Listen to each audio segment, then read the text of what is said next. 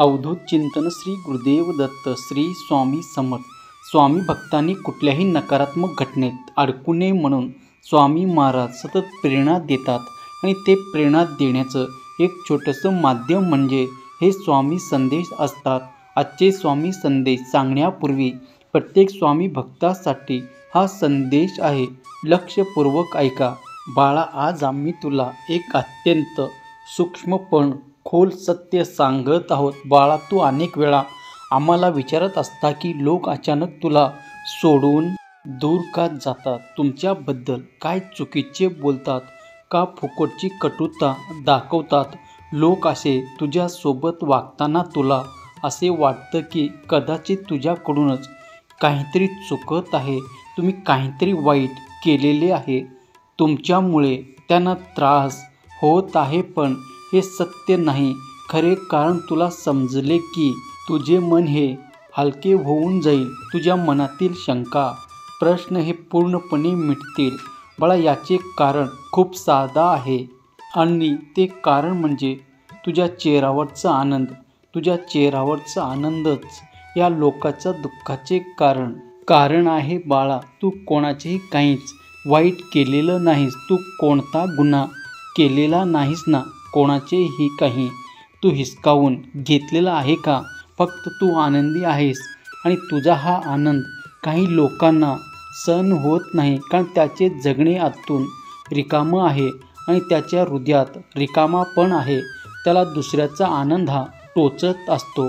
माणसाला तेव्हा दुःख होतं नाही जेव्हा त्याच्याकडे कमी असते. माणूस तेव्हा खरा दुःखी होतो.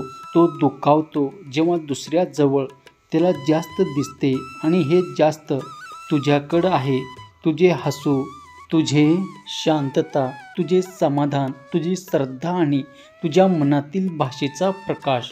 म्हणूनच काही लोक तुझ्या प्रकाशाशी भांडत नाही, पण त्यांना तो प्रकाश सहन होत नाही. बाळा, एक गोष्ट लक्षात ठेव. आनंद हा कोणाचीही परवानगी घेऊन जगायचा विषय नसतो. तुझा आनंद हा तुझा श्वास आहे. ज्यावेळेस तुम्ही आनंदी असता तेव्हा समोरचा दुखवतो आणि ज्यावेळेस तुम्ही दुःखी असाल तेव्हा लोकांना शांतता वाटेल. मग आता तुम्हीच ठरवा, तुम्ही कोणासाठी जगायचं ठरवलेलं आहे. लोकांच्या मनस्थितीसाठी का तुमच्या आत्म्याच्या समाधानासाठी? बाळा, जगात दोन प्रकारचे लोक असतात. पहिले ते जे तुझ्या आनंदातही तुझ्यासोबत असतात, आनंदी राहतात, आणि दुसरे ते जे तुझ्या आनंदाने स्वतःच्या जखमा चोळायला लागतात. तुम्ही दुःखी होतात, नाराज होता, त्यामुळे पहिले लोक हे तुझ्यासाठी असलेले आशीर्वाद आहे. त्यांना तुझं दुसऱ्यानं फक्त तू अंतर दे, कारण हेच त्याच्यासाठी योग्य उत्तर आहे. बाळा, तुझ्या आनंदाकडे, तुझ्या प्रगतीकडे, तुझ्या शांततेकडे कोणी वाईट नजरेने पाहत असेल तर तू समजून जा की हे सर्व त्याच्या मनाच्या अंधारामुळे होत आहे, तुझ्या प्रकाशामुळे नाही. मनुष्य दुसऱ्याचा आनंद चोरू शकत नाही, पण त्यावर टीका करायला मात्र नेहमी तयार असतो. आणि बाळा, आम्ही नेहमी तुझ्यासोबतच आहेत हे तू कधीच विसरू नकोस. ज्याने तुझ्या आनंदावर वाईट डोळा ठेवलेला आहे त्याचे वाईट त्याच्या वाट्याला आम्ही स्वतः आणू. तुझा आनंद हा आमची देणगी आहे आणि आमचा दिलेला प्रकाश हा कोणाच्याही सावलीने पुसून टाकता येत नाही. त्यामुळे तू कोणतीच काळजी करू नकोस. तुझी ही आई नेहमी तुझे रक्षण करतच राहणार.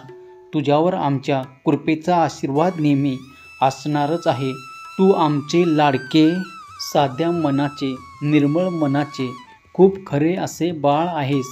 तू तुझ्या मनामध्ये कोण आहे विषयी कपटी भावना नाही.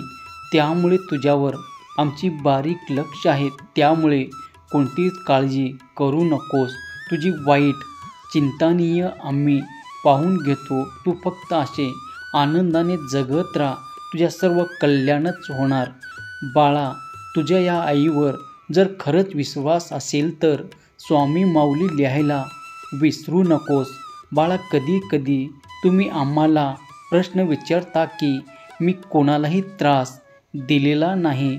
मग लोक असे माझ्यासोबत का वागतात? बाळा, यात दोष तुझा नाही. जे लोक अजून जखमी असतात ते दुसऱ्याच्या आनंदावर बोट ठेवत असतात. तुझे यात काही चुकलेलं नाही.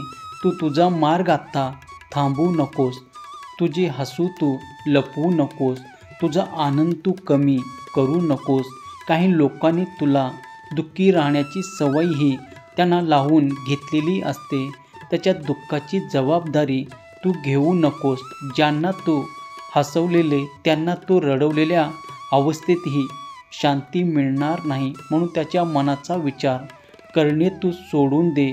तू तुझा विचार कर आणि तुला जगवणारा आम्ही आहोत, ते लोक नाहीत, हे लक्षात ठेव. बाळा, जे लोक तुझ्या आनंदावर देत नाही त्याचे आयुष्य काळ्या ढगाने भरलेलं असते आणि ढग नेहमी प्रकाश लपवण्याचा प्रयत्न करतात. पण सूर्याचा प्रकाश हा कितीही केला तरी कायमस्वरूपी लपत नाही. सूर्य हा जिंकण्याचा कारण. प्रकाश हा निसर्गाचा नियम आहे. बाळांनो, तुम्ही हे आमचे सूर्य आहात. तुम्ही हसला की हे विश्व उजळते. तुम्ही आनंदी राहिला तर तुमच्यावरती आमची कृपाही वाढत जाते. त्यामुळे आज आम्ही तुम्हाला सांगत आहे की इतराच्या दुःखामुळे तुझा आनंद तू कमी करून घेऊ नकोस. ज्यांना तुझा आनंद सहन होत नाही त्याचे आयुष्य तुझ्या मार्गावरच थांबेल. तुझा प्रवास, तुझा वेळ, तुझी प्रगती कुणीही रोखू शकणार नाही. त्यामुळे तू लोकांकडे लक्ष देण्यापेक्षा तुझ्या स्वतःकडे लक्ष दे. तुझ्या स्वतःचा आनंद तू जपवून ठेव आणि तुझ्या हसण्याला, तुझ्या आनंदाला आमचा आशीर्वाद आहे. त्यामुळे आजपासून हे वाक्य तुझ्या मनात तू कोरून ठेव. माझा आनंद हा माझ्या शक्ती आहे. जगाला आवडतो किंवा न आवडो, मी नेहमी आनंदात राहणार. आणि बाळा, तू कोणतीच काळजी करू नकोस. आम्ही नेहमी तुझ्या सोबतच आहोत. तुझे प्रत्येक पाऊल आम्ही सांभाळून. तुझ्या आनंदावर डोळे ठेवणाऱ्यांनी ती वाईट नजर आम्ही स्वतःवरून लावू. तू फक्त शांत राहा, नेहमी हसत राहा, आनंदी राहा. तुझे सर्व कल्याणच होणार. काळजी करू नकोस. बाळा, तुझा आमच्यावर जर खरंच विश्वास असेल तर श्री स्वामी समर्थ लिहायला विसरू नकोस. तुझे कल्याण होईल. स्वामी भक्तांनो, तुम्हाला जर आजचा संदेश आवडला असेल तर या संदेशाला लाईक करून कमेंट करायला विसरू नका. तसेच शेअर करायला देखील विसरू नका. कारण तुमच्या एका शेअरमुळे कुणाच्या तरी आयुष्यात थोडी जरी